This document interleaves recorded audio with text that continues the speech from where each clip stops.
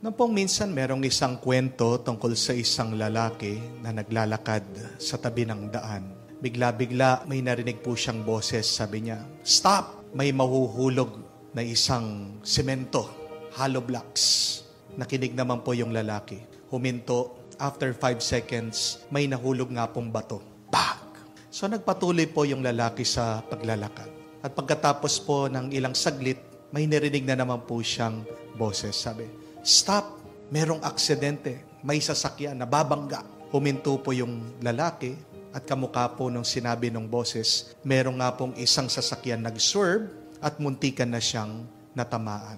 Buti na lang huminto siya. Kung hindi, nasama po siya doon sa aksidente. At nagtatanong po itong lalaki, sabi niya, "Sino ka? Bakit pinaproteksyonan mo ako? Sino ka?" At nagsalita po yung boses, sabi niya, "Ako yung guardian angel mo. Ako yung tagapagtanggol mo." At ito pong lalaki sabi, "Guardian angel? Nasaan ka? 1 taon na. Nasaan ka na?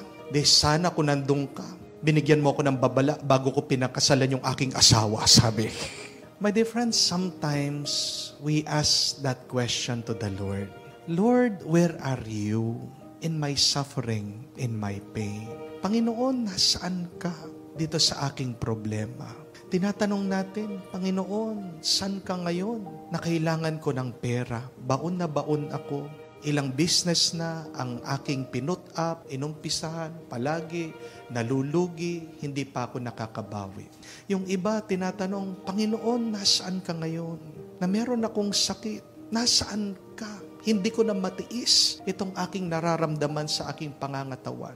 Nasaan ka? Ngayong ako'y nanghihina." Maaaring meron din po sa inyo nagtatanong, "Panginoon, nasaan ka? Ngayong inaabuso ako ng aking asawa. Nasaan ka? Ngayong walang pakialam ang aking asawa sa amin, sa aking mga anak. Panginoon, nasaan ka? Ngayong kinuha mo yung aking asawa, mag-isa na lang ako, nalulungkot ako, nadidepress ako."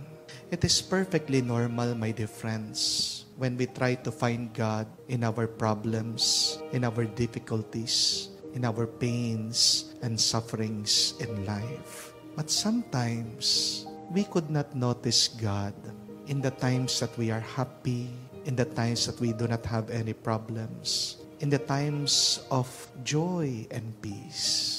Bakit pag meron tayong problema, doon lang natin hinahanap ang Diyos? Di po ba? Pero pag okay ang lahat, pag wala tayong nararanasan na pagsubok, di man natin maalala ang Diyos. Where is God in our suffering, in our pains, in our problems, in our challenges? God is there. He's invisible. God is doing something. And where could we see and experience the love of God? They are there in the angels that He sends us.